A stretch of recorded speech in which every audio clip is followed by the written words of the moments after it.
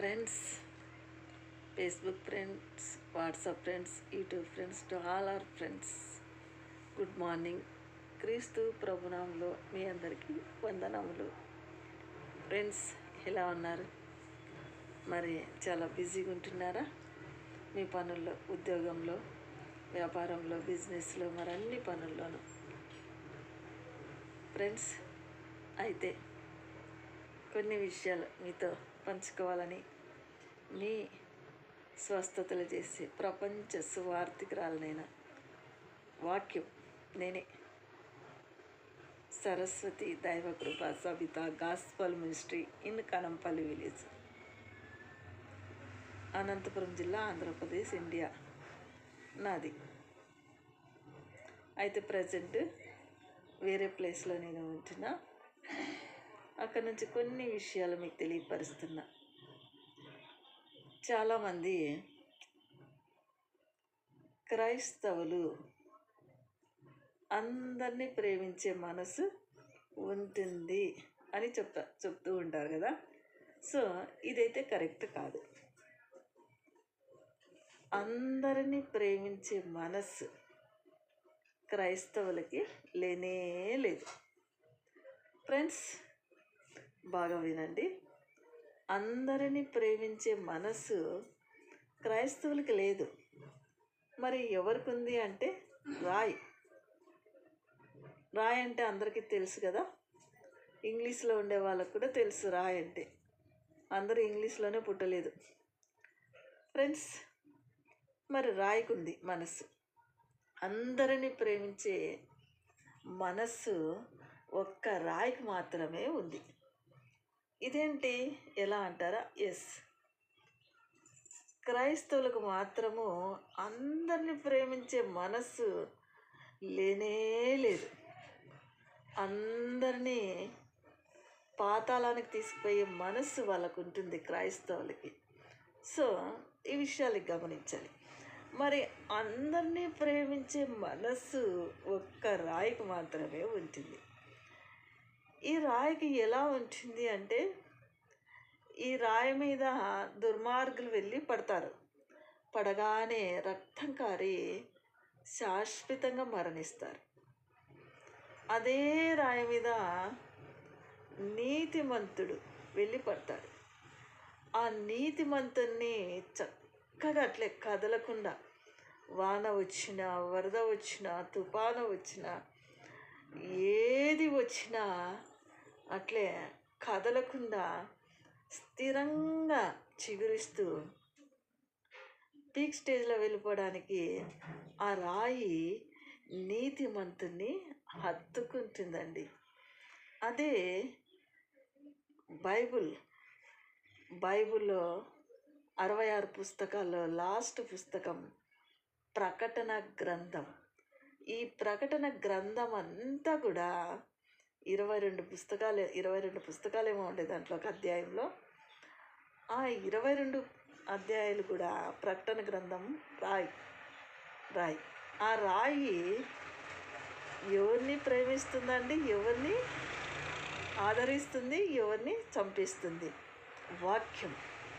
వాక్యము చుట్టూ ఖడ్గమే, కానీ ఆ నీతిమంతుని మాత్రమే పట్టుకుంటుంది వాక్యం.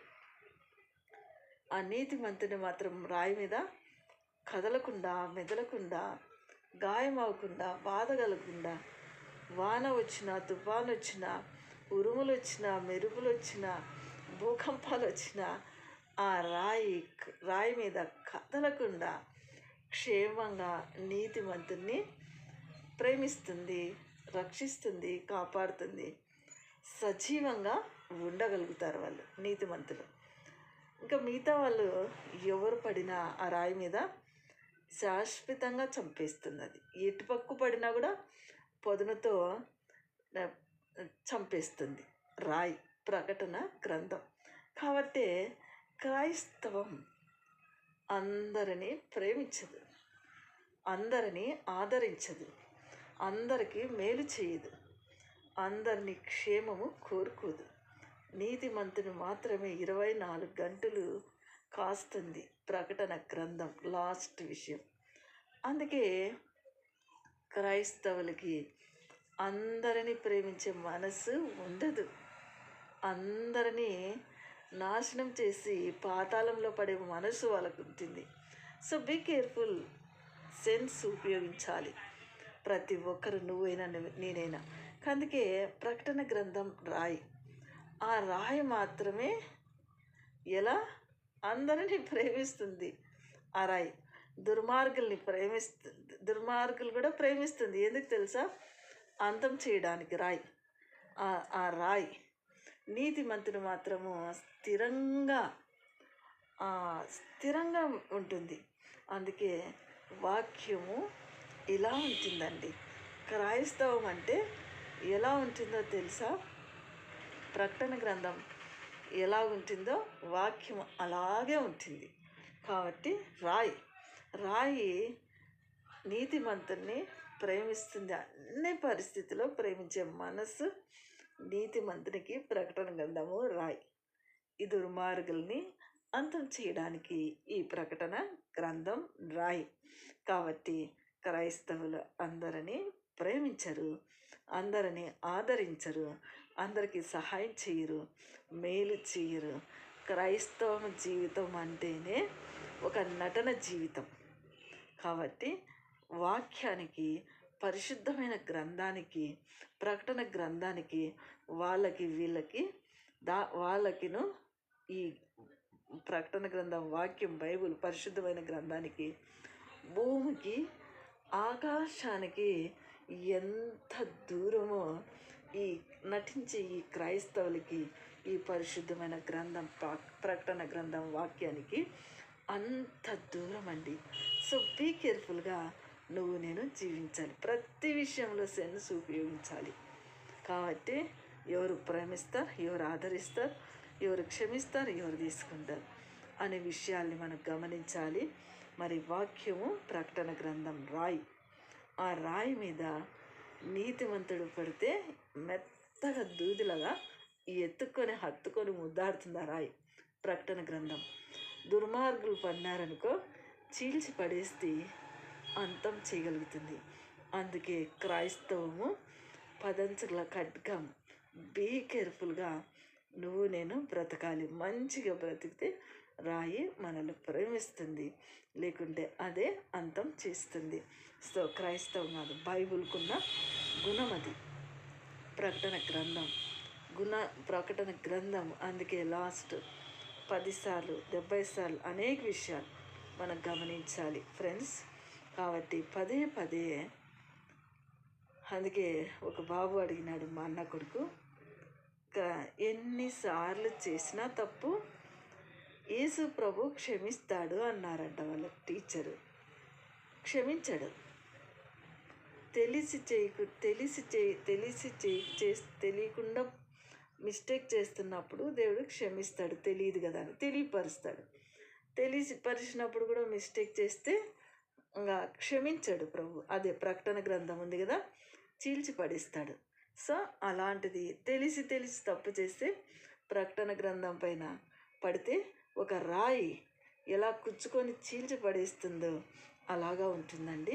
కాబట్టి క్రైస్తవ జీవితం వెరీ డేంజర్. అగ్ని, పరిశుద్ధమైన గ్రంథం అంటేనే అగ్నితో చెలగాటం నేను ఆడకూడదు. చాలా బీ కేర్ఫుల్గా జీవించాలని మనసారా కోరుకుంటున్న ఫ్రెండ్స్. మరి ఈ మాటలు వింటున్న అందుకే క్రైస్తవులు అందరినీ ప్రేమించే మనసు వాళ్ళకి లేదని ప్రతి ఒక్కరూ తెలుసుకోవాలని మనసారా కోరుకుంటూ, మరి ఈ మాటలు వింటున్న మీ అందరు కూడా క్రీస్తు ప్రభునామంలో ప్రేమతో మీకు వందనములు, కృతజ్ఞత చెల్లించుకుంటూ వింటున్న మీ అందరికి కూడా thank you watching for this video. Very simple message friends. ప్రకటన గ్రంథం అంతా మీకు చెప్పాను ఇప్పుడు.